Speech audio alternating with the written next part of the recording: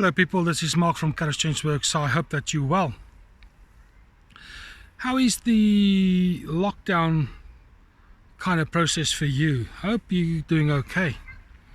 Guys, in this video I want to talk to you about something that I've noticed a little while ago in different capacities as I go around talking from people from time to time.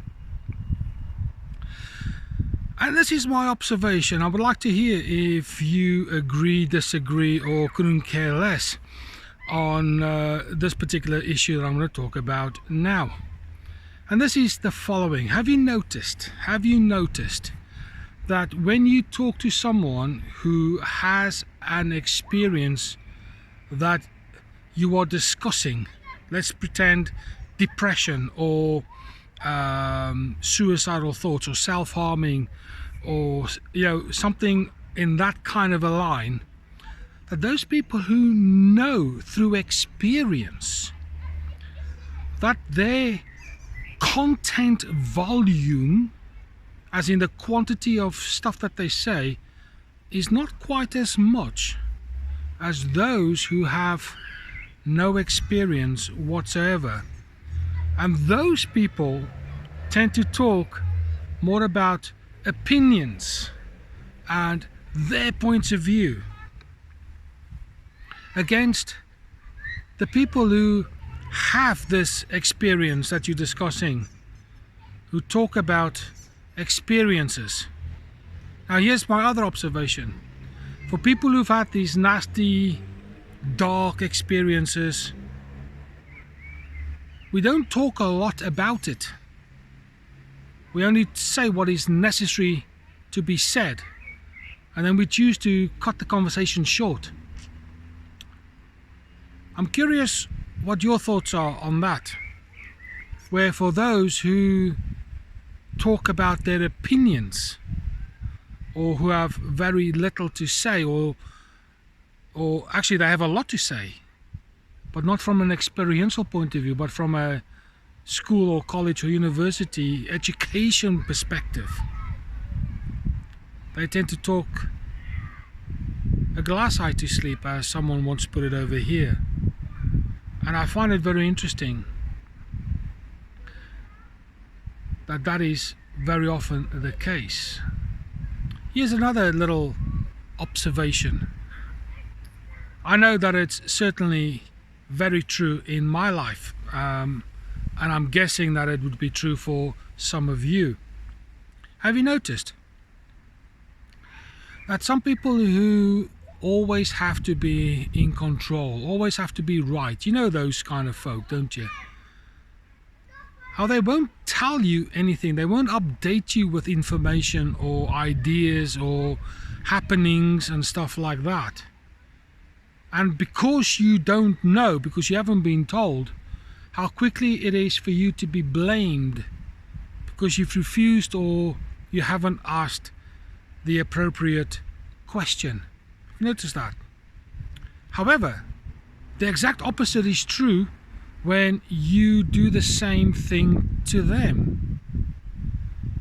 You don't tell them anything and they draw conclusions or make assumptions. And when you start correcting these folk about actual facts, actual information, how very quickly they become, dare I say, nasty, ugly, and how defensive they become. Have you noticed this? I have. But when you are in the dark and you don't know, then oftentimes you are referred to as oblivious, naive, uninformed. And in some cases the answer is yes, that might be so, because you don't say anything that is actually worthwhile listening to.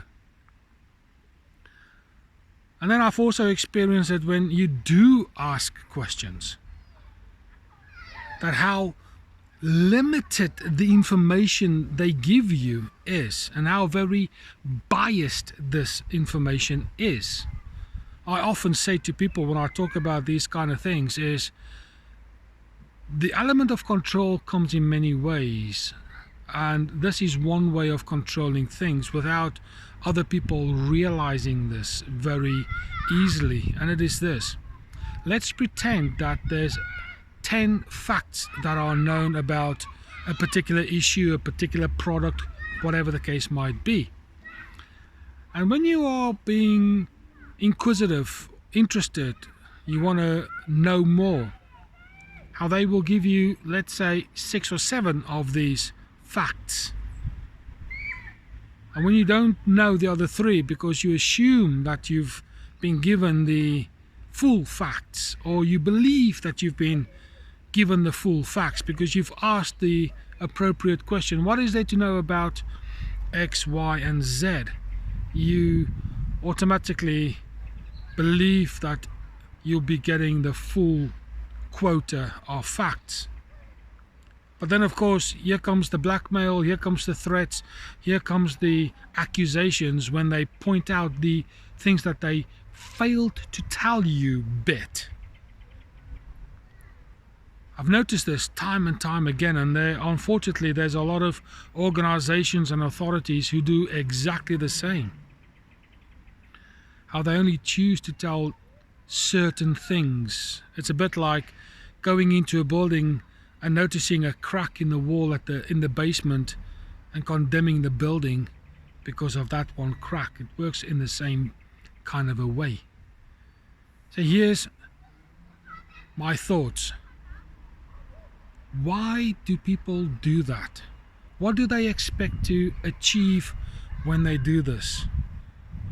And from the other side, what can we as inquirers do to get the full facts, other than keep on asking the same question time and time again and then be branded as annoying and stupid and words of that kind of a nature? I would love to hear your opinions and your solutions. So that is it. Just a little observation that I've noticed over the years, and I thought this would be a good time to discuss this. Let's think about COVID. Let's think about all this other stuff that is going on. Who's saying what and who's not saying what needs to be said. Okay? That's it. I hope this video has caused you to think about things a little bit differently. If it does, great. Subscribe, share, comment, hit the bell, pick all when you do, please. And of course, I would love to hear your story. And for now, this is Mark from Courage Change Works, and I'll speak to you soon.